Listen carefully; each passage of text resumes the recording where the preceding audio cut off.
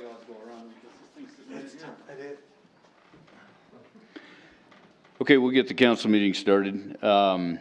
First off, I want to ask everybody, please join me in a moment of silence for Lane Luckil, who was an employee of the Streets Division in the Public Services Department, and he passed away this weekend. So if you could just have a moment of silence.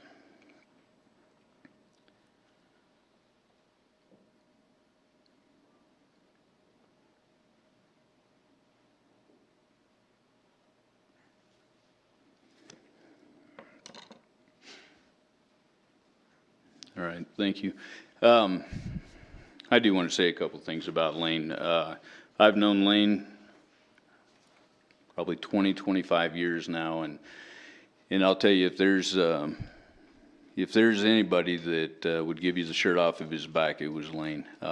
It's a guy that had some medical issues in his life, and not once did he ever complain openly to anybody about it. He just dealt with it and moved on. Unfortunately, and I'm not going to make this a COVID thing because, you know, Lane was Lane, but unfortunately COVID didn't help him out in this situation, and we're going to lose him, or we lost him. But great guy, young, and not even right in the 50-year-old range, and way too young to pass. But absolutely, somebody I would definitely call one of my good friends, and you know, I hope that his family, if they need anything, that they know they can reach out to any one of us and we'd help them out. So,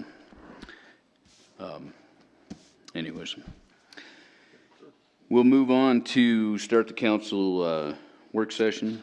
Mr. City Manager, any meeting follow-up? Mr. Mayor, members of the council, good evening. I don't really have any follow-up to bring to your attention this evening. Thank you. Okay. Anybody else have anything from last week? Okay.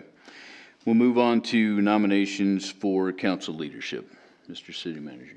Thank you, Mr. Mayor. It's that time of the year where we need to anticipate the leadership for the next calendar year. Certainly, this is a period where, indeed, new council people, oncoming council people will participate, and we've alerted those folks to that involvement, and we have them either listening or here tonight to understand that role. So with that, Mr. Mayor, if I could defer to our city clerk, Ms. Tremmel, to walk us through that, I'd sure appreciate that. Okay. Your Honor, members of council, so I handed out, everyone should have, if you're going to remain on council for the next year, you'll have your little nomination ballot. It has a couple spaces for the mayor slot and the vice mayor. Anyone can fill it out if they want to. They don't have to fill out a ballot. I just ask that you turn those in to me next week at the next council meeting, or if you're not going to be at the next council meeting, just get it to me some way, and we'll put it on the ballot for the straw poll, which will be on December 1st. So typically what we do is we hand out this form. You fill out if you want to nominate anybody, nominate yourself. You hand it in to me. We drop a ballot. We give it back to you, and on the straw poll night, you will actually vote. So we'll drop the ballot based off of the nominations tonight. And you, like I said, you don't have to do one, but you're welcome to, and you just hand them in. Anything else? I don't think so. Anybody got any questions about it? Okay. And I guess sorry I didn't introduce everybody, but it looks like most of our new council members are here tonight. So Mr. Cannell, Ms. Engelbretson, and Ms. Pollock, and I believe Mr. Gamroth is on the line. So do any of you have any questions on how it's going to work? Okay. Thank you. All right, thank you. Okay, we'll move on to the grant application for the First Street Gateway Project. Mr. City Manager. Thank you, Mr. Mayor, members of the council. As council is aware, we have been working to try to generate dollars and find grant opportunities and so forth to build out, if you will, the vision that the city's comprehensive land use plan anticipates as it relates to the amenities portion of the river restoration project near the First Street Reach. As you all know, the First Street Reach started last year and has continued into this building season, of which we are in right now, as it relates to the further northern portion of that reach. And the amenities have been considered as a second phase with regard to a number of grant applications that we've made and are continuing to make, and so on. The Land and Water Conservation Fund at the state level is one of those grants that we would like to pursue. And with regard to that application, we need council's formal approval to take those steps and move in that direction. Indeed, there is a match requirement. We are anticipating that with respect to those amenities, of which I will demonstrate here on the projector for you so you can see what we're talking about. Those amenities will include primarily pathway as a major feature of what we're talking about here, but also access to the river as demonstrated with the pink portion of the graphic that you see in front of you right now. We have been we received the good fortune of getting notice fairly recently that the Rec Board is willing to put up some funding to help in this effort. And you'll probably recall that that was in the amount of $223,000. That is has been approved, and certainly we are anticipating being able to use that funding as the match requirement for the body of dollars that we're trying to obtain through the Land and Water Conservation Fund grant that we'd like to make application for. With respect to the possibility of receiving a full complement of the $250,000 that is available in this fund, there is a risk exposure, an exposure risk, I should say, potentially that the River Fund may need to be called on to cover if indeed we can't find private funds to help us make that full match requirement come to pass. That exposure that the River Fund may need to be drawn upon is in the amount of $27,000. And so we are hopeful, as I mentioned, that no dollars will need to be used for any match at all. However, I would tell you that if indeed we are fortunate enough to be awarded $250,000 and the River Fund is on the hook for 27, that's not a bad ratio in terms of leveraging additional dollars into the community and getting some improvements made that otherwise we likely would not be able to do. Having said that, we recognize that $500,000 is our limit in terms of what we would spend on these amenities, and should we have project costs that exceed that, I would suggest the appropriate measure would be to reduce the scope by which we would take on these amenities and just build as much as we can for money that we do obtain. At this point in time, what I would like to do is take any questions that you have, take any information that perhaps we may need to do further homework on in preparation for a resolution that we would bring forward in a formal meeting for your formal consideration, and then of course see where we go from there.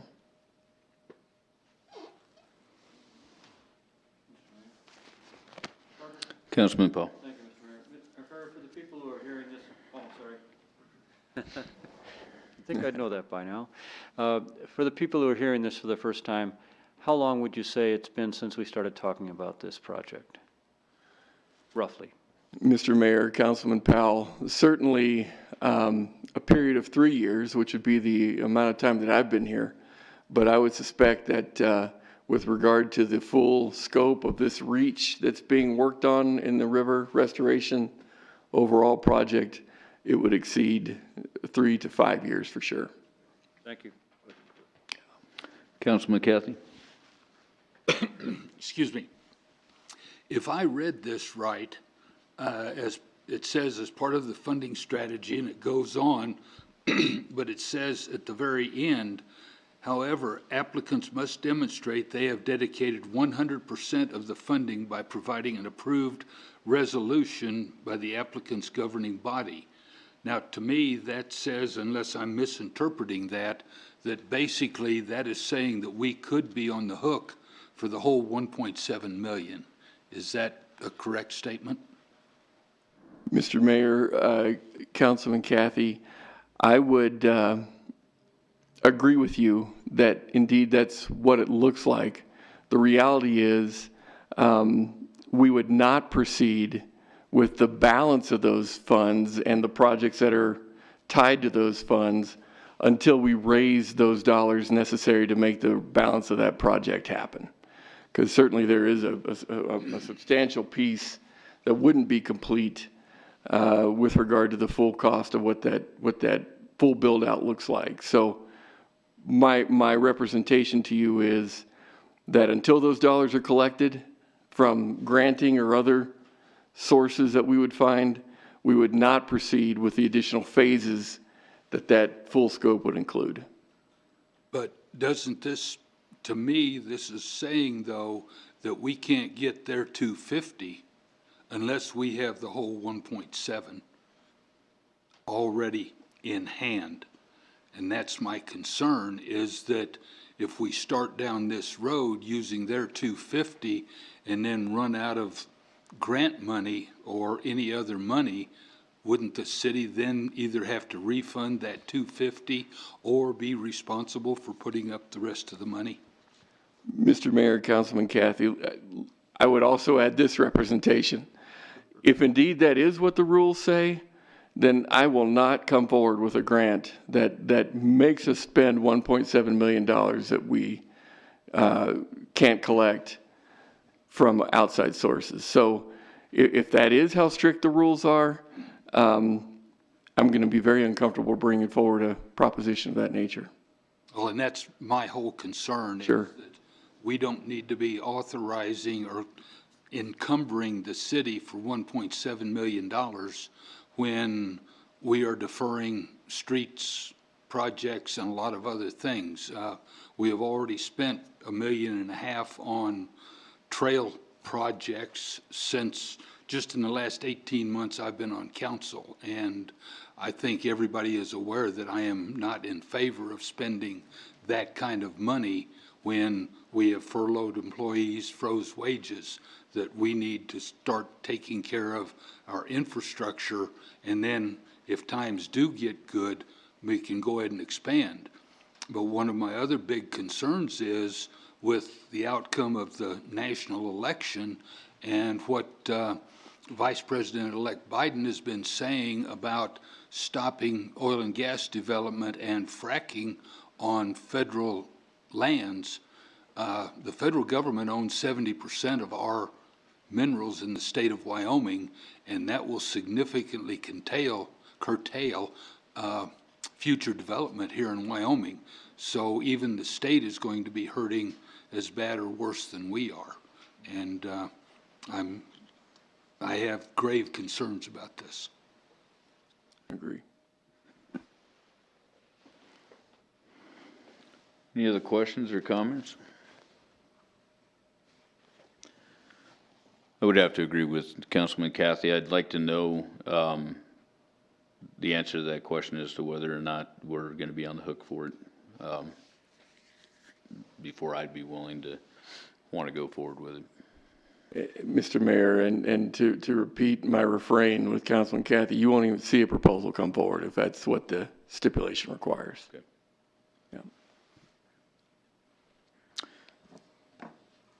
Okay, so you need direction on this then to move forward, or?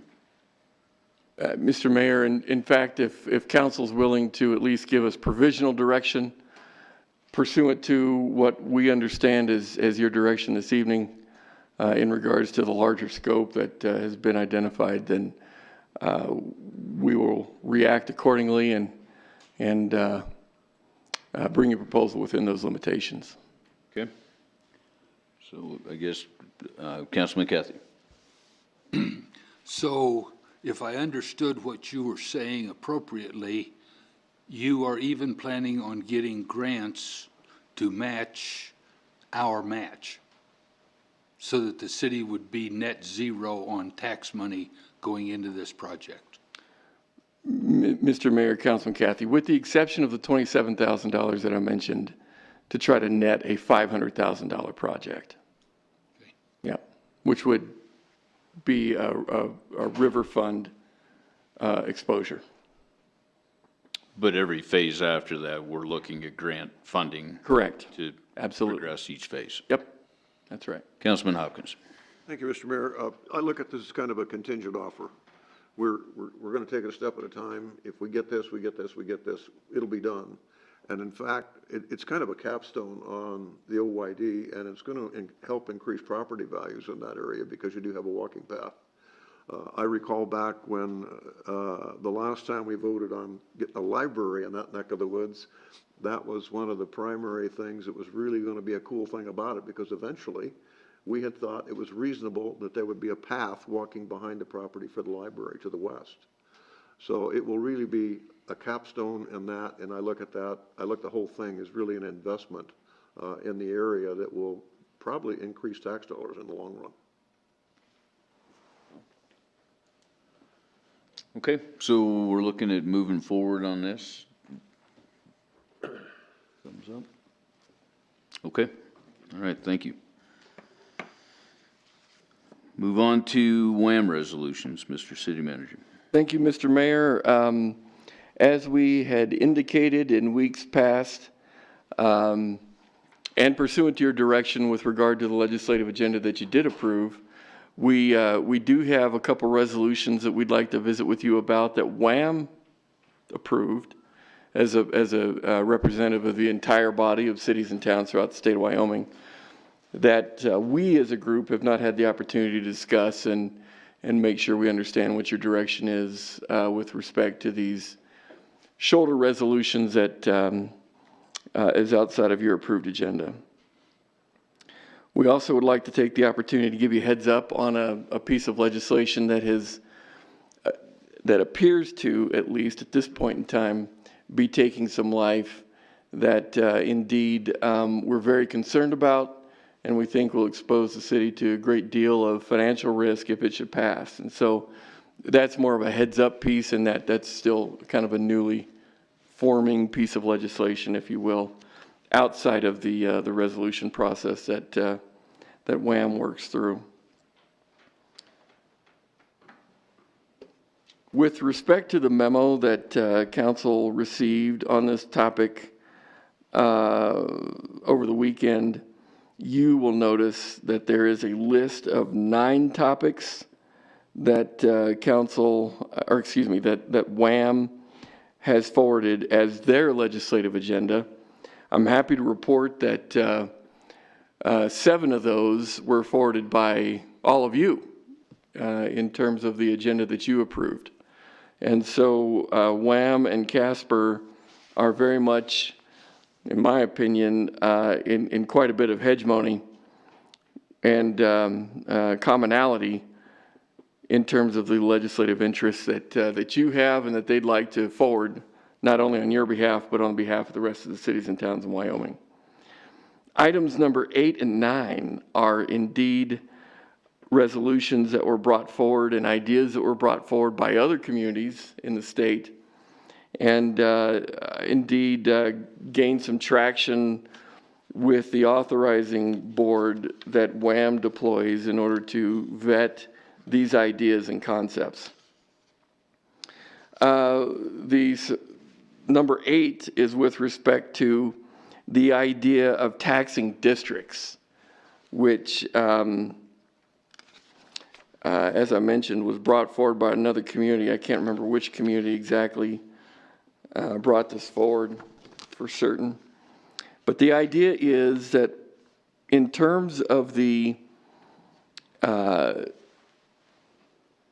legislation that was approved during the last legislative session, the idea would be that that 6 cent that cities and towns can potentially take advantage of, depending, of course, on the statutory test being passed, if you will, for that possibility to occur.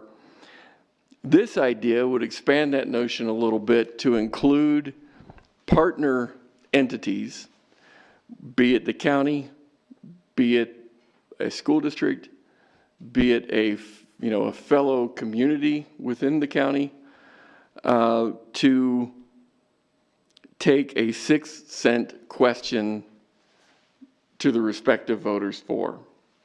So for example, if this type of legislation were in place, the city and the town of Evansville could get together, if you will, again, assuming that the current statutory tests all are met, and combine their question with to the respective voters in the two entities or whatever to create a larger district, and see what those voters would think about the question of the day. And that could be a joint approach for public safety facilities. It could be a whole variety of things. But the idea is that it would combine the input of 2 voting entities versus just one. Not required, of course, but certainly an allowance that statute would consider. That's what this resolution entails.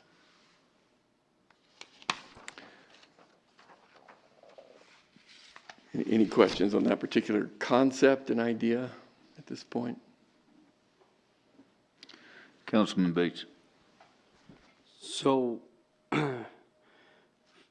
if I understand you right, as you said, if the city of Casper and Evansville wanted to come together on something, but Mills didn't, would everybody be required to anyways? I guess I'm not fully understanding how that, I mean, we have Mills, we have Bar None, we have Evansville, so can we pair off with just Evansville and us to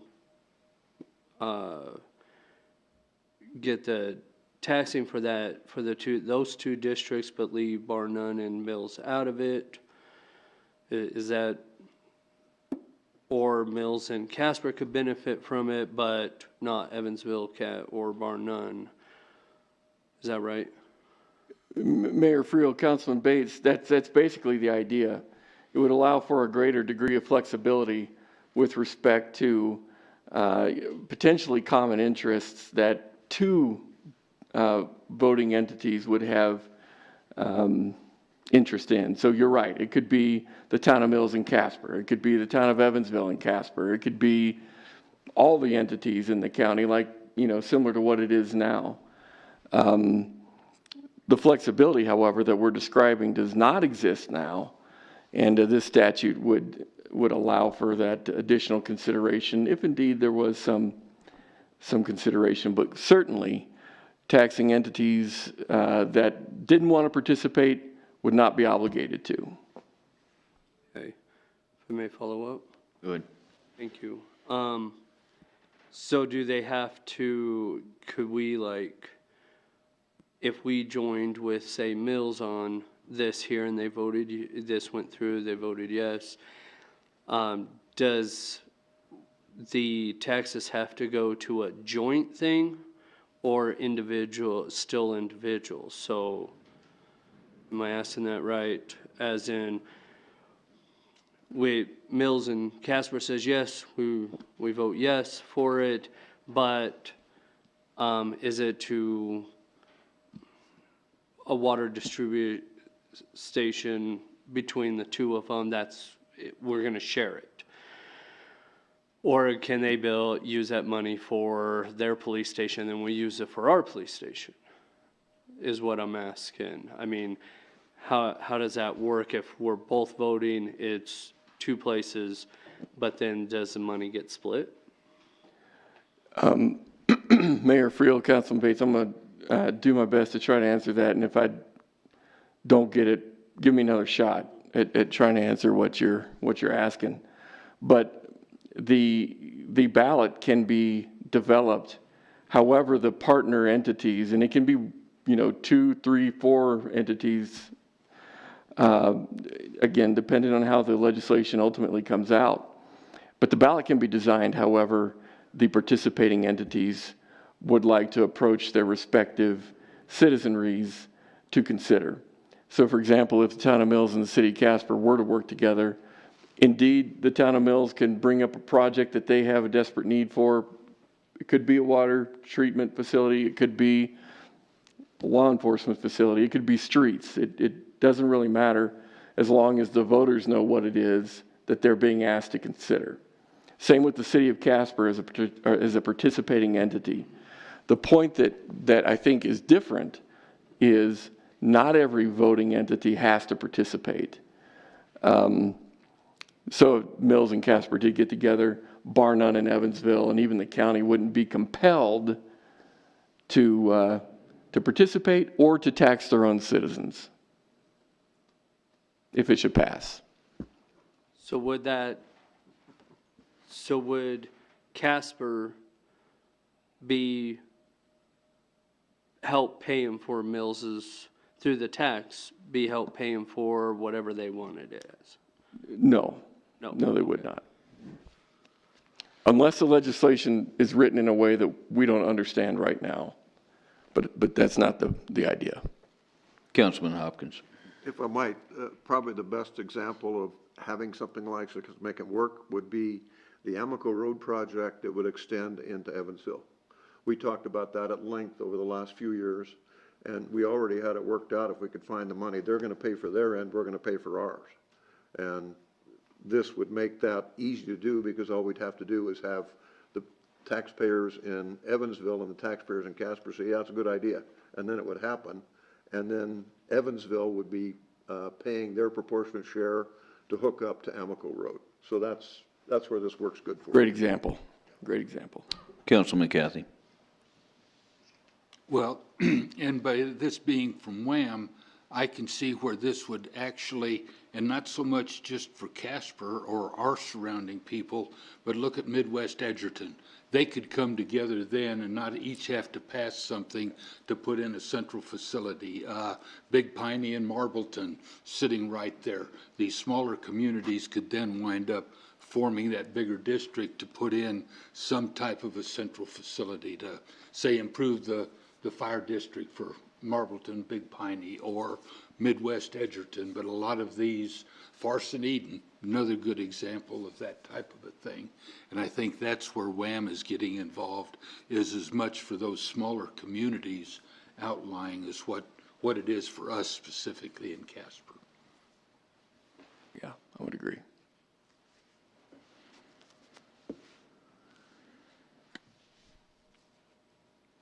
I don't think we have any other questions on that one. Okay. The second idea that is being positioned by Wham, again on behalf of a community that brought it forward, as well as the board that supported this idea, is the concept of changing the distribution of how sales taxes are shared from the state with cities and towns. Right now, there's a pretty complex calculation that gets the shared revenues of the sales tax dollars from, or I should say, through the state back to cities and towns. And the general breakdown is at about a 69-31 share. So cities and towns generally can rely on, as well as counties, I should say, that 30% piece.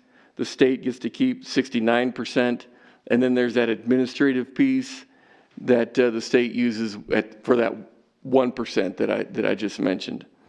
What this idea proposes is that this redistribution of those dollars would be more along the lines of a 50-50 share.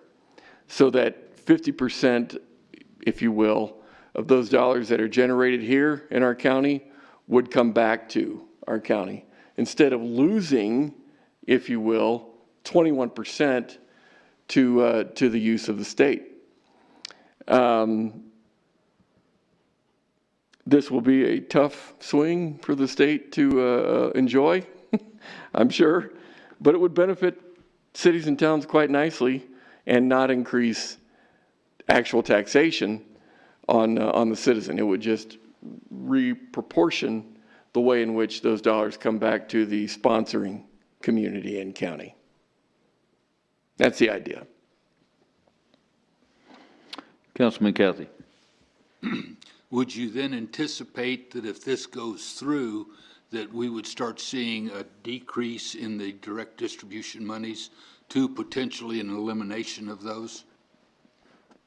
Mr. Mayor, Councilman Cathy, that's positively a strategy that could be considered as a give and take, if you will, for a piece of legislation like this being supported and passed into law. There's probably a whole, bevy of different considerations that would be discussed if indeed this kind of an idea got any traction at all at the legislative level, and we have no way of knowing if that would be the case. I know for the last several years, we've been concerned that because of their budget shortfalls, we were going to wind up losing a large portion of that the distribution anyhow. So that's kind of why I was wondering if this was almost a quid pro quo for that, is that if we got this, we would definitely lose that. But then we wind up not having to worry year by year on whether we were going to get that money or not. Right. And Mr. Mayor, Councilman, you certainly would be correct in identifying the significant concern we would have for a proposal of that nature that would hit right at the operational needs of our general fund. Now, I don't know whether you have done it or not, but where would that leave us standing? In other words, if we got another 21% of our sales tax that we're getting, how would that compare with what we're getting on the direct distributions right now? Mr. Mayor, Councilman Cathy, without having done the math, I couldn't say for sure, but indeed I would think that the city would be ahead if that share, that full 50% were to come back to the county and to the city of Casper. But in fairness, I have not done a spreadsheet on that and couldn't tell you for sure. But that's certainly my hunch. Thank you. Councilman Hopkins. I have not done a spreadsheet either, but I have looked at where our sales taxes are. And so we would, in effect, have a 21% increase from where we stand right now. And that would probably offset what we've been getting as direct distributions, roughly.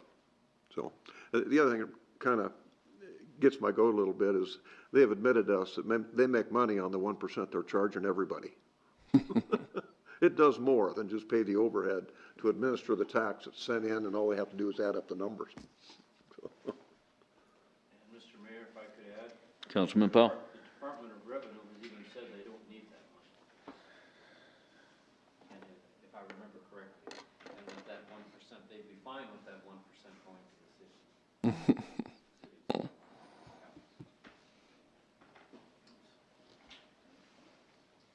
Okay, any other questions or comments?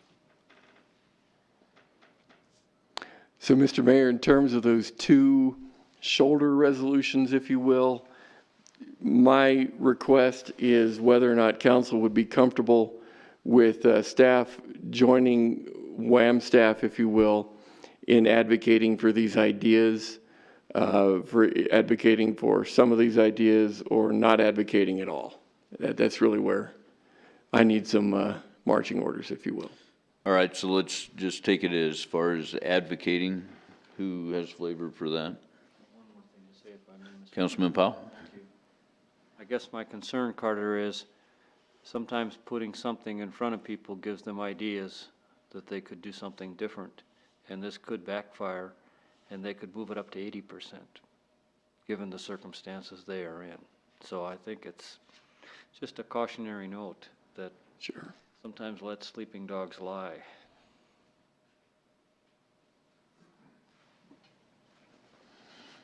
Okay, so back to the question of advocating to move forward on these. Okay, people that are not advocating to move forward? Okay, I think we're good to go. All right. And as you know, Mr. Mayor and members of the council, these ideas oftentimes during a session come pretty fast and furious, and we'll try to keep our eye on the corpus of these things, but we also have a really good fluid conversation with you throughout the process, and we anticipate supporting that throughout the session. There's one more idea that I wanted to run by you if I could, unless you're, Mr. Mayor, wanting to ask some more questions there. I had one other question, but go ahead and then we'll come back to it. Okay. Okay. Okay. The other idea that we're well, it's more than an idea. It looks like it's come together in the form of a sponsored piece of a bill. Is the issue of the underfunding of Plan A for firefighters. That is, as you know, a very expensive plan. The state has dealt with the underfunding issues for quite some time. I saw a chart here today, as a matter of fact, that over the last, I'm going to say 20 years or so, they dropped from a 100% and even a little above 100% funding plan to about 40% right now. And they're anticipating that in 5 years, without either changing that ratio in a more beneficial manner, that fund will go broke, and trying to, fund retired, I should say, firefighter families in 5 years. The problem and difficulty with that is we have a deficit of about $18 million. And in terms of what that looks, and that's a year figure, I should say, an annual figure of about $18 million. What that means is, given our share of funds that we hope to gain from that fund, we have about a 30% share in that deficiency. If the state decides they are going to do nothing else moving forward in participating with that plan.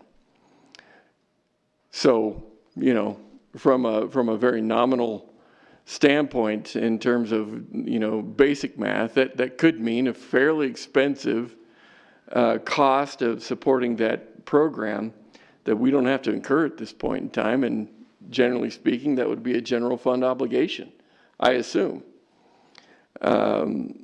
There's certainly a lot of space between A and Z right now and the end of the legislative session. I do believe that something needs to be done so that that program doesn't go broke in 5 years, because that's not a good trajectory, obviously. But to have a $6 million obligation to that every year that would come out of the general fund in the worst case scenario would be staggering to the general fund, as you might imagine. So we are deeply concerned about what that could look like. WHAM is deeply concerned because there's other entities outside of ours that would have significant obligations. My point to you tonight is, at this point, we really need to keep an eye on that, and I would hope that you would support us in working out a more sustainable resolution to that whole conundrum for everybody involved, actually.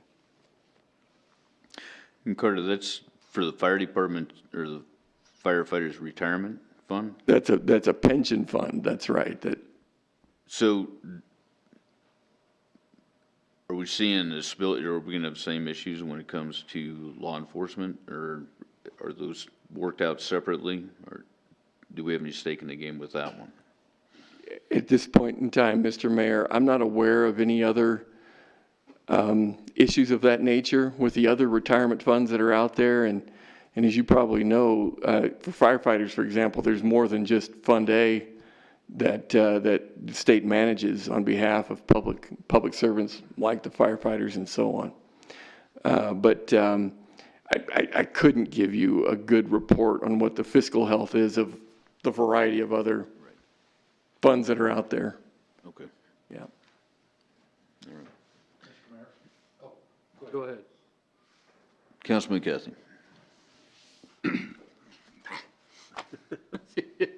Your wrestling match. Oh, yeah. If I remember correctly, too, this Fund A is actually a closed fund at this point, isn't it? Correct. So that all of our current firefighters are in Fund B. So what we're talking about is a fund that is now supporting the past retirees with no money coming in from current employees. Mr. Mayor, Councilman Cathy, I think that is an accurate assessment.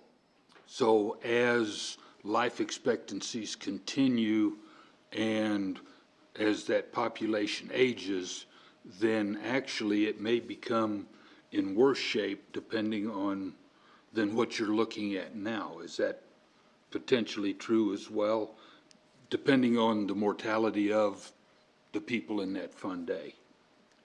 And Mr. Mayor, Councilman Cathy, you're positively correct that it depends on the use of those funds by the families it supports. And it could be any variety of life cycles that take place, the algorithms that they put together to try to depict how that looks throughout its life cycle is obviously very complicated, not something I'm really good at understanding totally. Yeah, it could go a variety of directions. The bottom line is funding it for what we know now is very much in a deficiency position. And just like in those funds, like in most of them, the firefighter passes on, but the spouse continues Right. to still get the funds. So just because we lose one, it doesn't end there. Oh, yeah. So, Yeah, that's exactly right. Councilman Hopkins. This is more of a question, I think. I assume that they paid into PBGIC. And so I assume that the state would have looked at this and what would be the PBGIC payouts if it did go broke.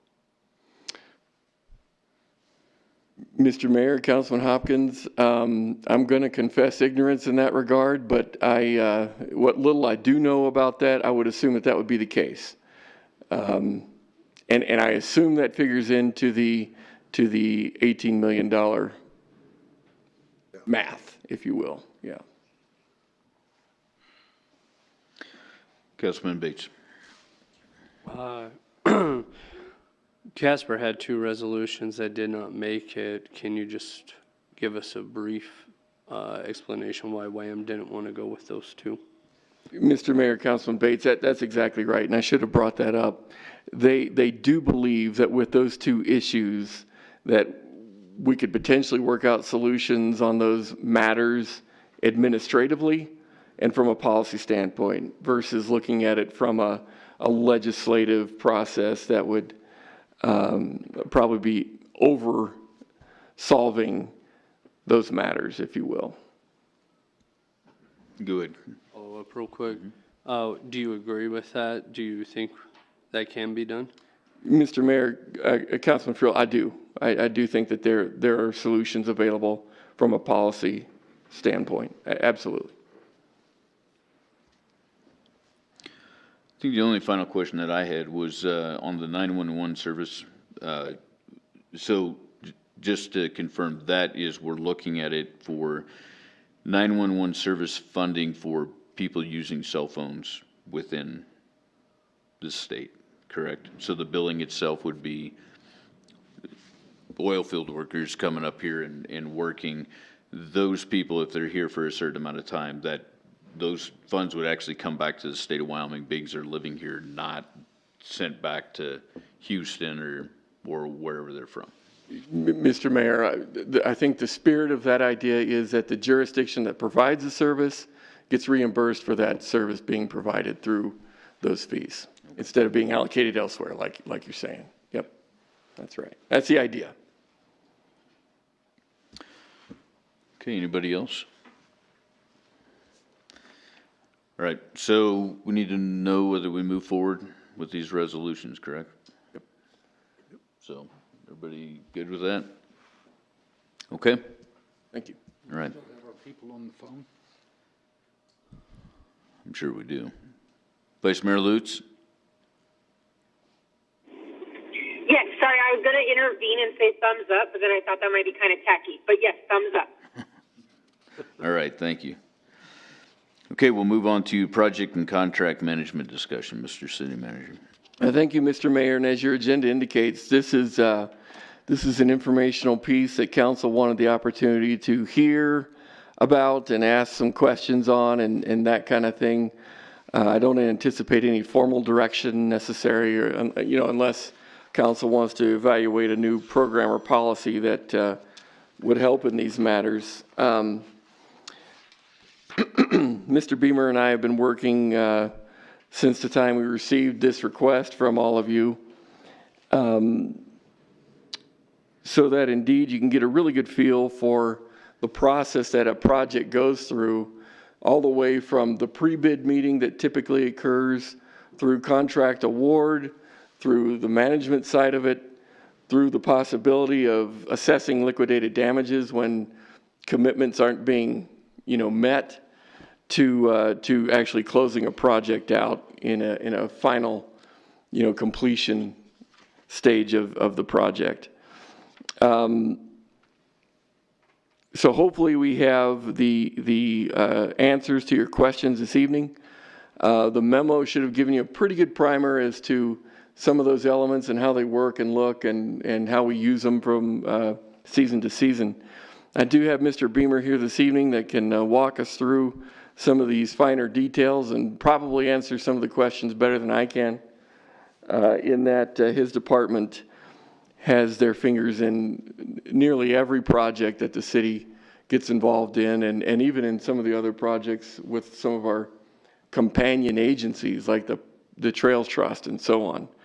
And so if I could defer to Mr. Beamer, Mr. Mayor, I would appreciate that. Okay. Mayor, Council. Mayor, first of all, I'd like to thank you for the kind words about Lane. I probably saw Lane less than a couple months ago walking his dogs there just in the park north of the soccer fields. I won't tell you if the dogs were on leash or not, but he was just a generally nice guy. He'll certainly be missed by his coworkers here at the city.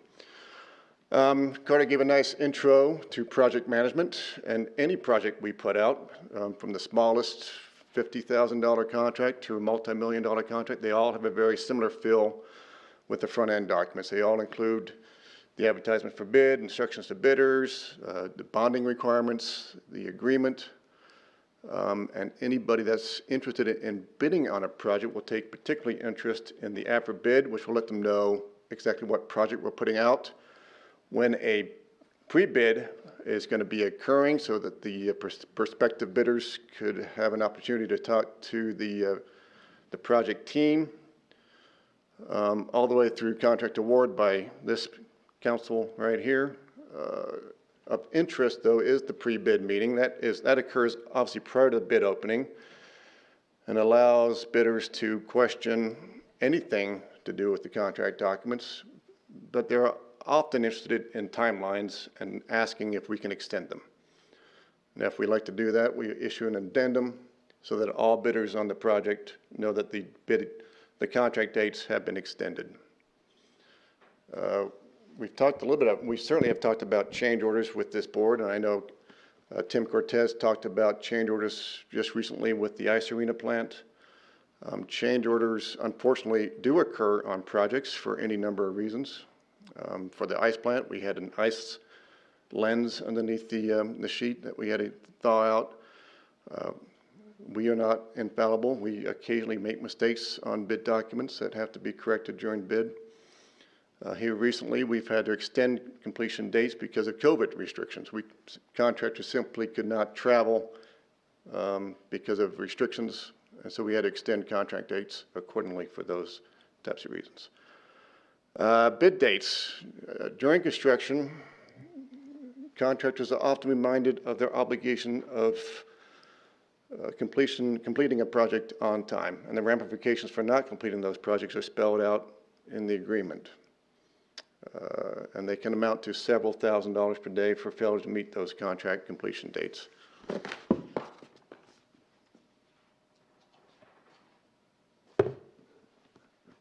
For longer projects, we already have a winter shutdown built into that project timeline.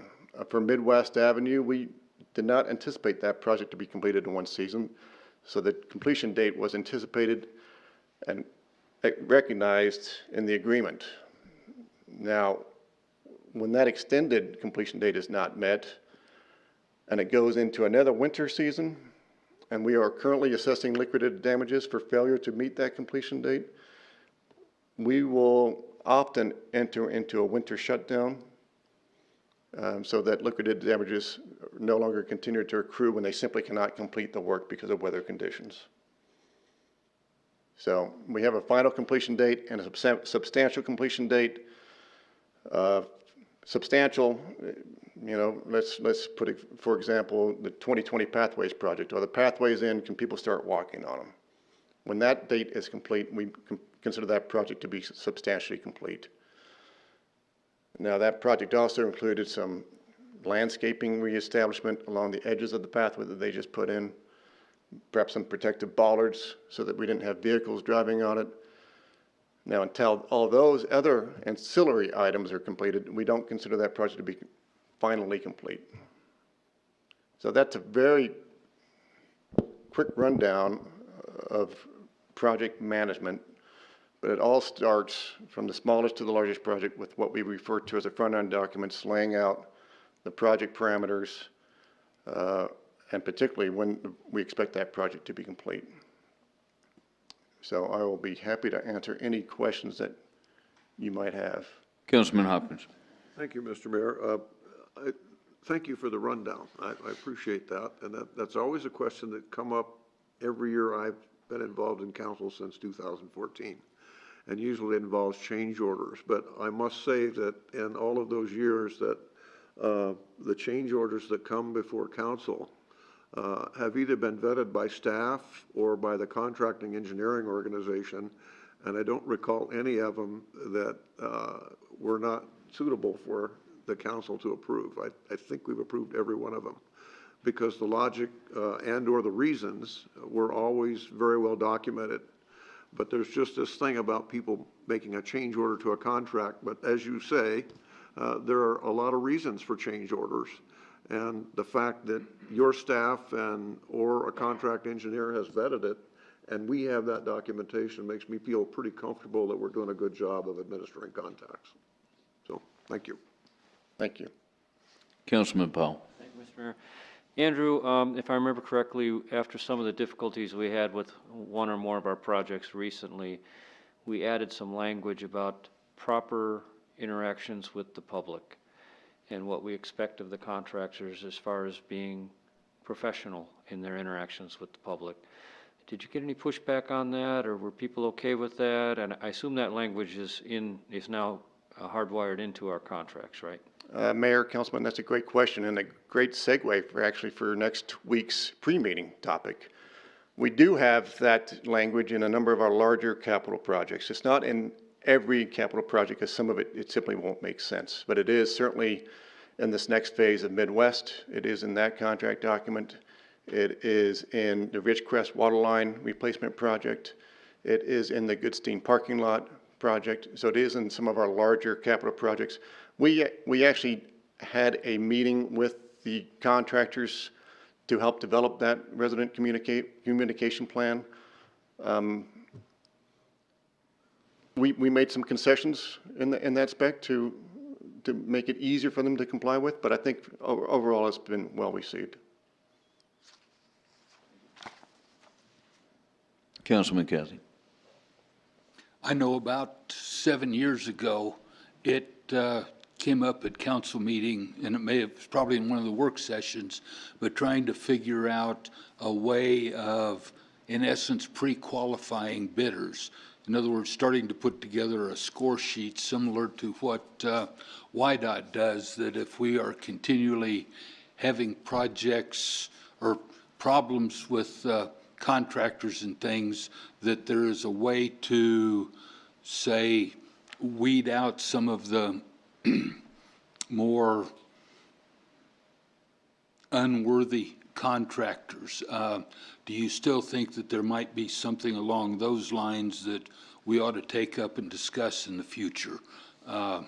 Because we have projects that, you know, if you redo a street, it ought to last X amount of time. Well, over the past 4 contracts, this particular contractor's projects, maybe are only lasting 3 years, so we're not getting value for our money, or they're consistently, even though it's in the contract about public relations, that they're not doing that, or they're continually late on their substantial completion dates, things like this, to start saying that, well, yeah, you may be, but we are tired of having to continue to drag all of this out. Mayor, Council, the term pre-qualification has a different term to me. That means, because we do, on some projects, require pre-qualification if it's a very specific type of work and only a very specific amount of contractors can actually perform it. You know, some specialized equipment at the wastewater treatment plant, for example, we would require pre-qualification. I think what you're referring to is a responsible bidder. There you go, thank you. And that is a very slippery slope, as you might imagine. And generally, if a contractor is egregious enough and does not get a project done on time, those tend to weed themselves out naturally to begin with. We rely on a contractor to be able to get bonded, you know, and eventually that bonding company won't bond that contracting firm if they continue to accrue damages, or we make a bond claim, for example, which we've had to do on occasion.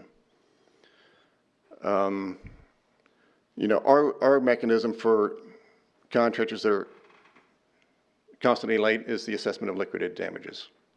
Now, if a road fails after 3 years, to me, it's shame on the contractor, but it's also shame on us or our project team for allowing that type of work to occur in the first place. So that's kind of a different topic for me. We should not be accepting construction projects that don't meet spec, for example. So, but it's a difficult topic for sure.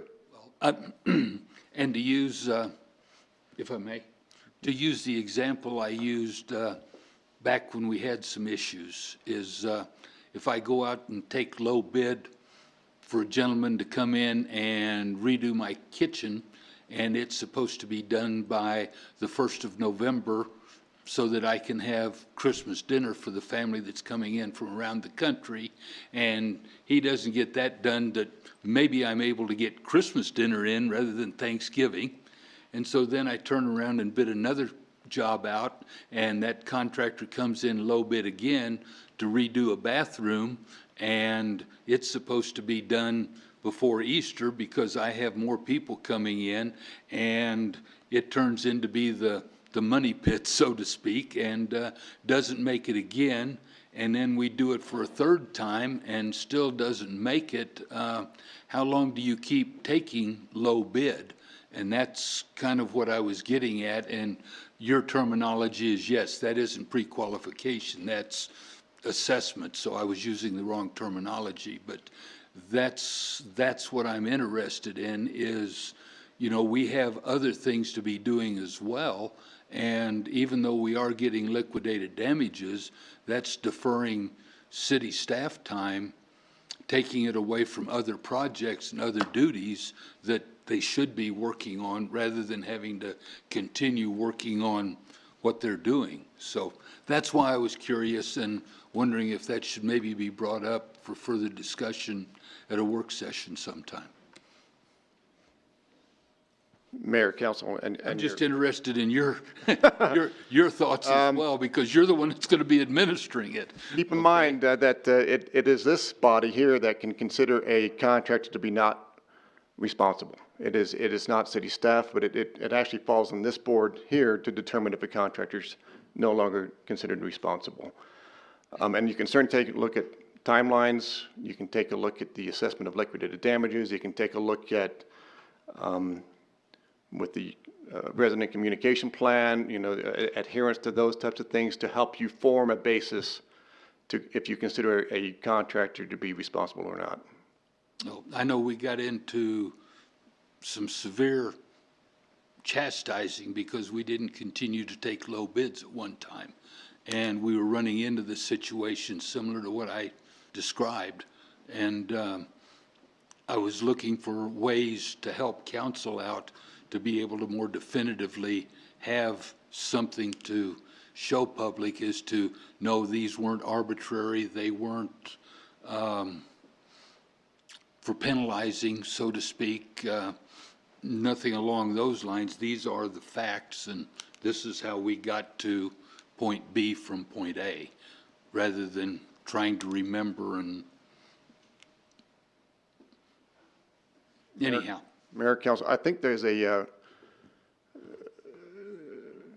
mindset out there that we pay a contractor by the length of time he's on a project, and that is absolutely not true. We pay a contractor by the amount of work he actually gets done. So if a contractor's supposed to put in 100 feet of curb and gutter and he does it in a week, or if he does it in a month, we pay him the same price for that work regardless of how long it took him. So I think there's a perception out there with the public that, man, the longer the contractor's out there, the more we're paying them, and that is absolutely false. So. No, I knew that because at times we have to adjust for volumes of concrete and things if we add on or subtract off. So yes, I knew all of that. Even the sewer projects are all based on footage and collector spots and everything else. So yeah.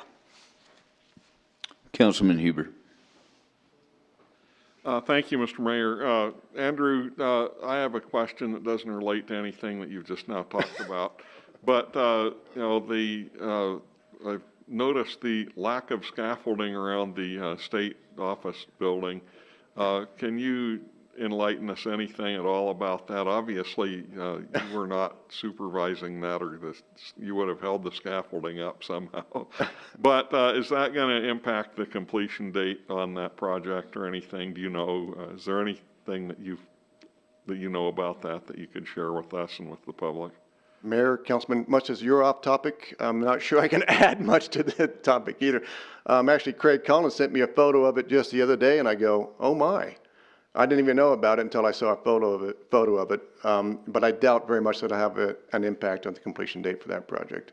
Okay. Well, and I had actually driven by that earlier and noticed that was not there anymore, and thought, oh, they must have taken the scaffolding down because it's getting ready, it's almost done. Mayor, Councilman, actually, I think the wind helped take that scaffolding down over the weekend. So. It looked like scaffolding was back up today, so I don't think they lost a lot of time. Oh, okay. Moral of that story is don't put a sail on your scaffolding. Andrew, I do have a question, and I'll take it to a specific project that's ongoing right now. So we go back to the ice rink. And so I understand it's not always the lowest bidder, and this may be a bid that was given out for a specific company that could do a specific job. But if I recall correctly, because of COVID, we shut that ice rink down like 2 months early, and we allowed them to start that project 2 months early. And then as we progress forward, we don't hit the first date, and you end up having your layer of ice that you had to take care of, your frost line that needed to be taken care of. So I get things were pushed out because we find items like that. The thing I don't understand is that that company in particular, and correct me if I'm wrong, but this is the information that was provided to me, that company in particular travels on Mondays and travels on Fridays, but only gets its work done here on the ground Tuesday, Wednesday, and Thursday. And we're beyond, I believe we're beyond the date of when we were originally supposed to have it back. In fact, I know we are because I listened to several user groups for the ice rink that are upset because it's not back open. So my concern is if it's a company that if that's the only company that we could use, but they have a specific date, wouldn't it be up to them to make the change in their work schedule if in fact that they are only traveling, or they're traveling 2 days and then only working here 3 days? Because I look at ultimately, how much money have we lost revenue-wise with the ice rink being down, when the reality behind it is, if in fact that's true, if that company would have changed the way that they were doing business and maybe paid for hotel rooms here or whatever, we could have possibly had that back open on time. That's my take on it. You give me your... And Mayor, Council, I don't know the specifics of that contract as well as, you know, like Alex or Tim Wood, who's actually overseeing it directly. I can tell you that that project was awarded to a local contractor. No doubt their sub is the one having to travel during the week to make the specific type of improvements that are needed at that system. And it's a fine line. If a contractor does wait to actually start a project and then runs into problems, you know, we will look back and go, you've had 2 months before that you didn't do anything. What's the justification for this? You know, but so it's on a case-by-case basis, as you can imagine, and I just don't know the specifics well enough on that project to be able to answer you honestly. So. And that is kind of what kickstarted this conversation, was the fact that, you know, we had user groups that came to us that were like, you know, why are we so far out?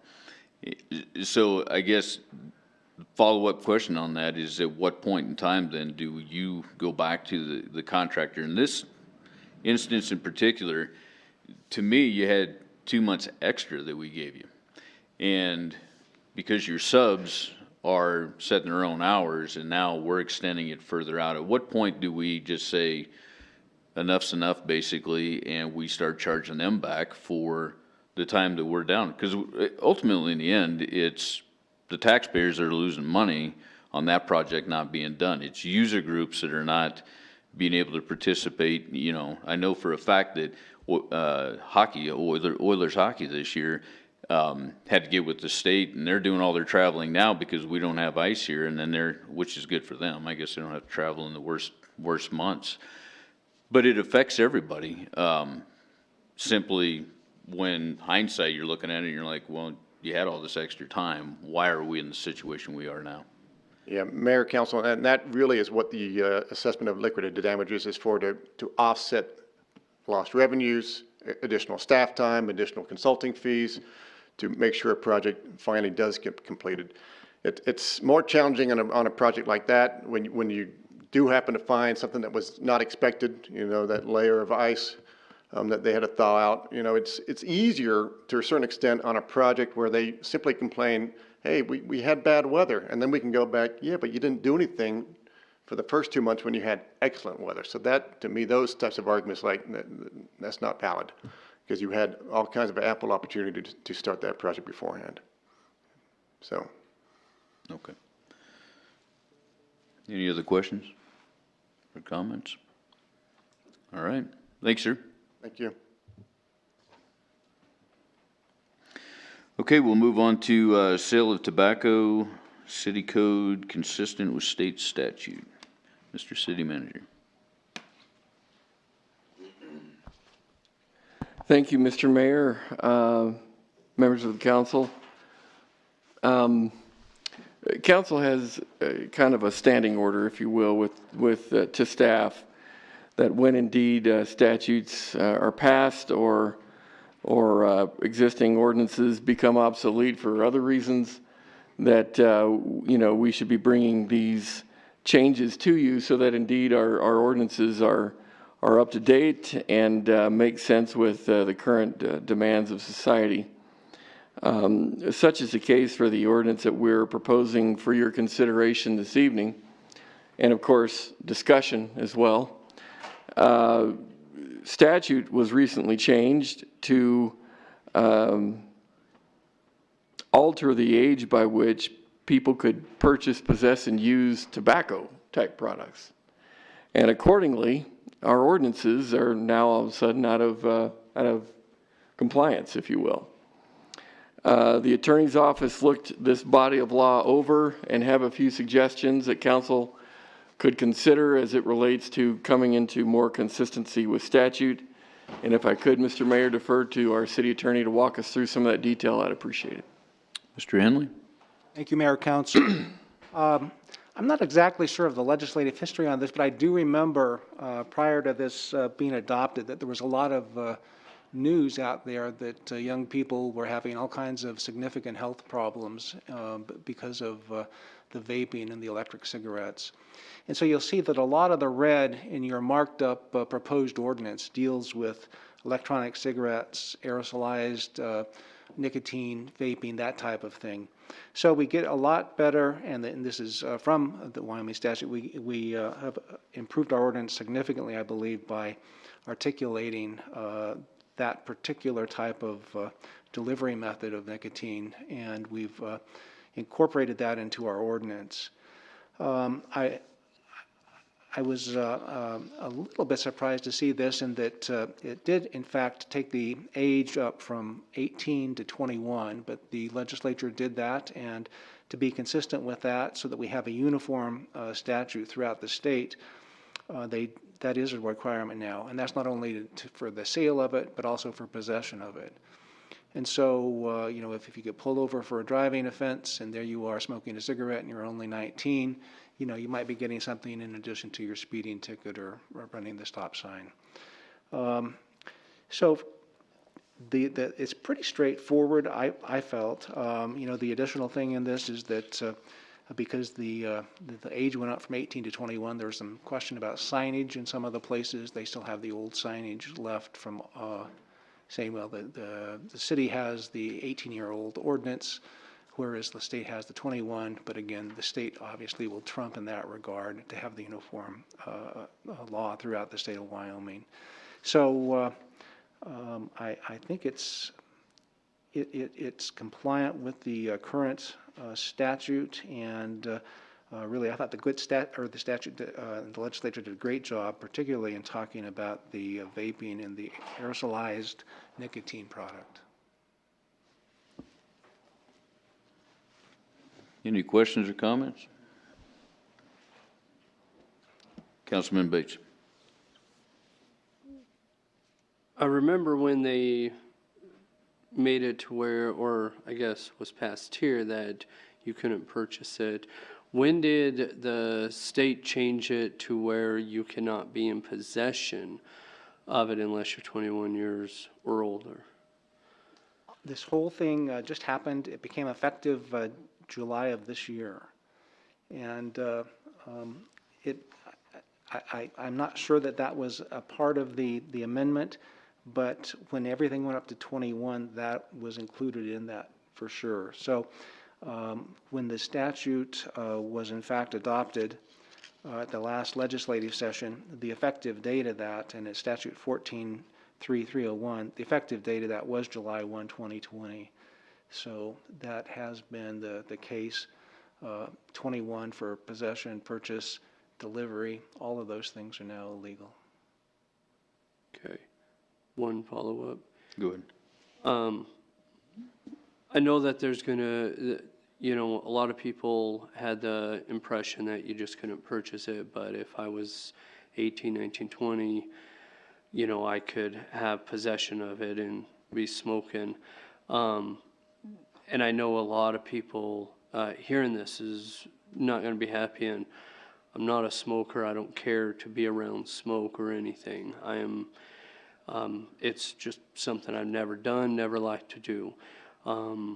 But I also understand where people come from that choose to do it at 18, 19, 20. So I guess my question is, do we have to follow the state statute regarding this? And my assumption is yes, but I just thought I'd ask that. That's the reason why we're changing ours, is because technically we have to comply with the state statute. Yes, thank you, Mayor, Councilman Bates. I think that's a good question, and it comes up you know, every once in a while that we do have this, and there's a question whether we need to follow the state legislature's preference in this regard or not. And indeed, that is the case in Wyoming. When it comes to a generalized statute, the state legislative branch controls. All of our power is derived from them, but one of the constitutional provisions talks about uniformity of laws. There is, on occasion, an opportunity to modify that a little bit if the council were to enact a charter ordinance, which doesn't happen very often. It takes a higher amount of participation by the electorate and a lot more time. But this is not the type of issue that would even qualify under a charter ordinance, just because they don't want to have islands throughout the state of Wyoming, 18 okay here, 19 okay there, 20 there, and the legislature saying, no, no, no. In the state of Wyoming, it's 21 years. And so for that reason, we're limited by the state constitution and probably a little bit by logic. I think in some of the larger states, you'll see that, and it creates kind of havoc. And so in this particular case, that wouldn't be an option really to buck the state on this one. Thank you. Councilman Cathy. Since Councilman Bates brought it up, really the only thing even about the possession of it that has changed is going from 18 to 21. So that it was always in violation of the statute even to possess it before this came about. Now there is an affirmative defense to that for people as long as your parents or legal guardian give it to you. And that's in the ordinance as well. So if your legal guardian gives you a pack of cigarettes so you can go smoke and you get caught, hey, Dad gave them to me. That's a legal defense. So just so you know, but that forces the parent to know that you're doing it. But that's in that ordinance as well.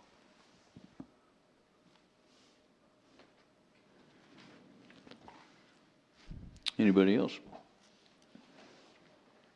Okay, so direction to move forward on this, these changes? Okay. Thank you. Move on to agenda review. Mr. City Manager. Thank you, Mr. Mayor. Just a few items I want to bring to your attention, and of course we can try to answer any questions council might have about the agenda for the 17th. As Director Beamer mentioned already, you are aware that we're going to be talking in a little more detail about the community relations spec, which is a follow-up item to a request from this body. We also will have a follow-up discussion with regard to the proposal concerning Casper 1, which would be that privately funded education government channel through the city's Spectrum channel. We also have the franchise agreement with Source Gas coming forward, which really is a non-change of the relationship between Source Gas and the city, which we're pretty pleased with. The resolution for the support of healthcare workers is also coming forward next week, again pursuant to your request to consider a resolution of this nature. And we also will have the renaming of, not renaming, but the naming of the dog park coming forward also, which is a fairly recent follow-up item as well. Variety of other issues coming forward that council will be considering that evening as well, but those are some of the major follow-up items and other items that council has previously had questions about as well. And that's all I have, Mr. Mayor. Can I ask a question just because I'm seeing it on here now? The December 1st meeting, pre-meeting ice arena contingency, what is?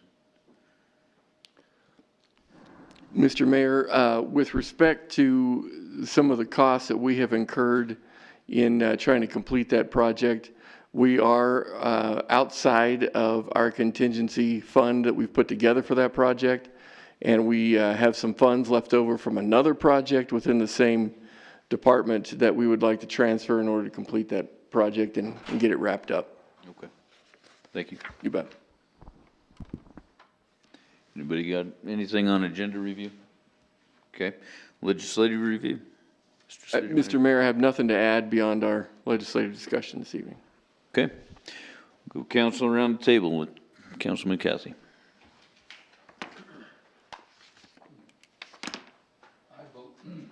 Excuse me.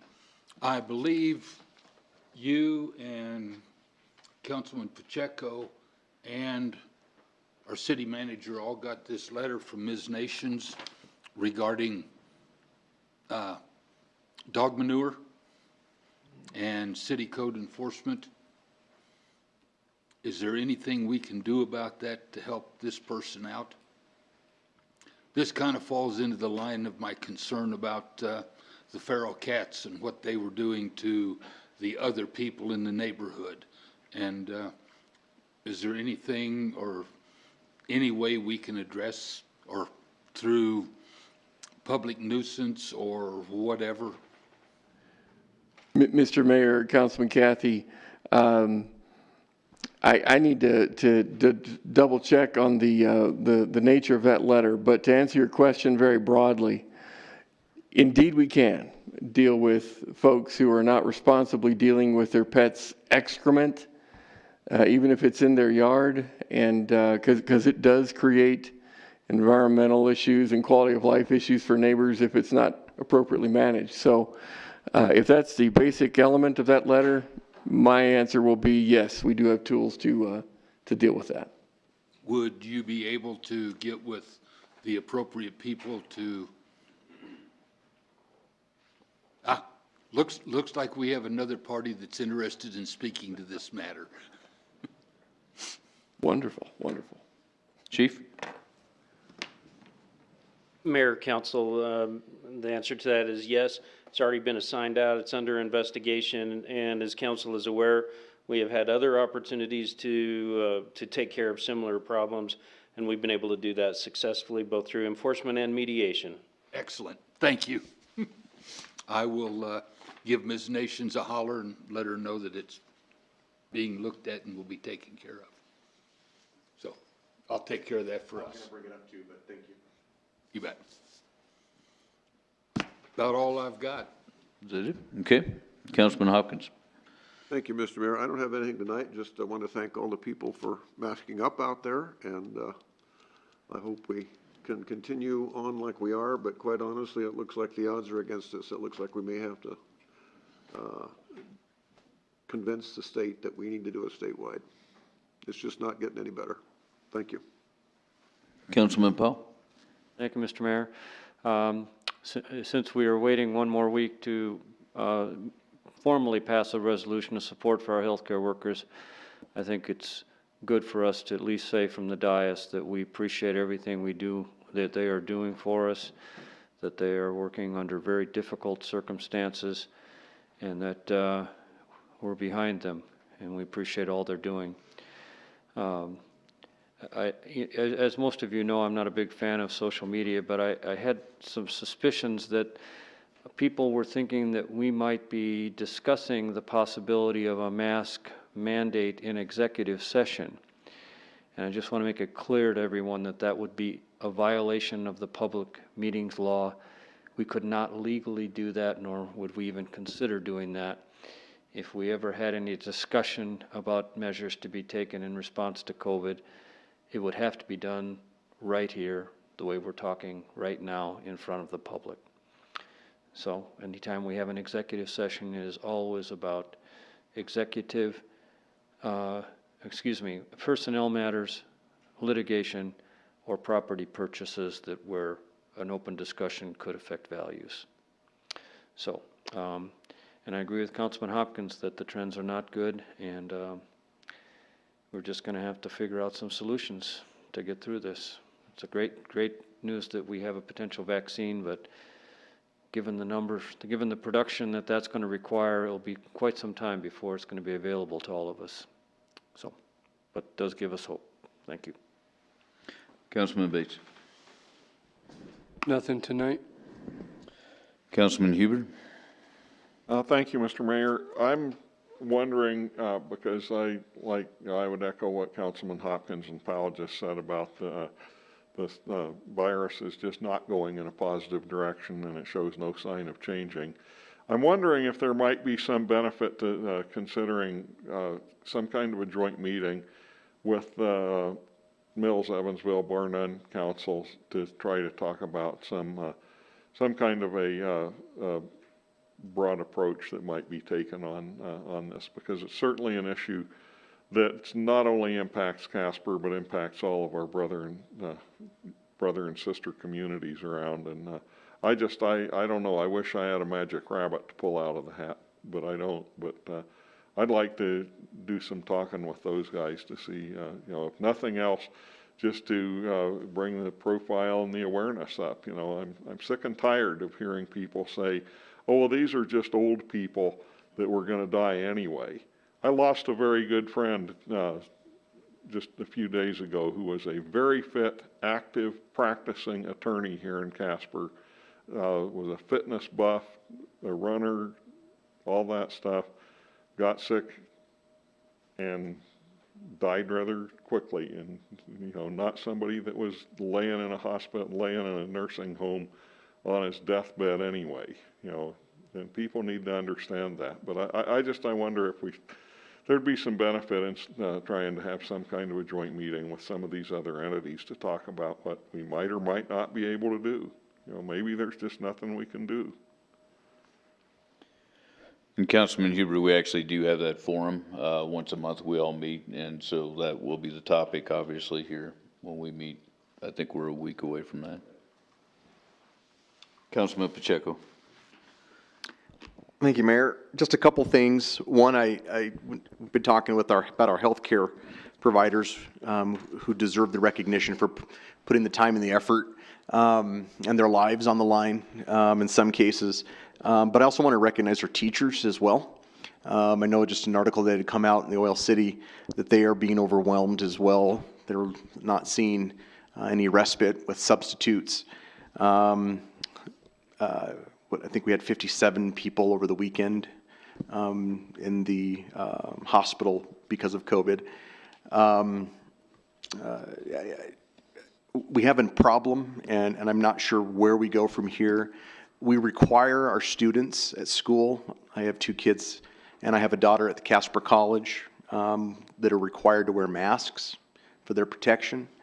And so we are heading towards a cliff that I'm not sure how we do that, and where we talk about the understanding of common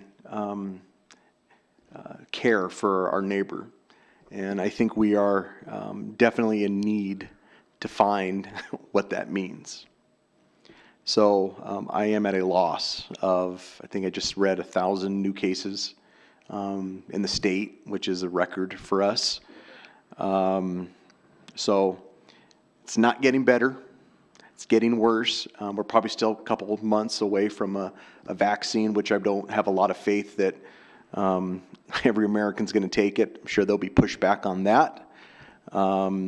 We are in a critical point and a junction where we need to make some decisions.